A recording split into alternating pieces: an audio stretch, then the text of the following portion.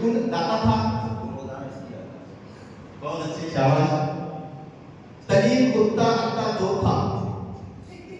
सलीम उसका अच्छा दोस्त था। Very good. सलीम उन्होंने गलत कहा।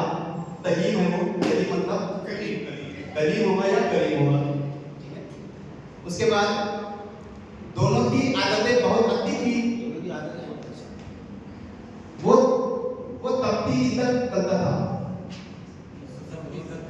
सॉरी, वो तपती मदद करता था। शाबाश। तभी भी किसी से लड़ाई झगड़ा नहीं करते थे। कभी भी किसी से लड़ाई झगड़ा नहीं करते थे। वो दोनों दोस्तों की बात रही। अकरम कभी मदानी में बहुत ही होशियार था।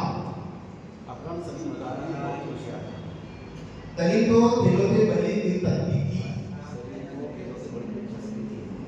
दोनों की दोस्ती हमारे पूरे स्कूल में बहुत मधुर थी। स्कूल के सारे टीचर उन दोनों को बहुत पसंद करते थे। मेरी कहानी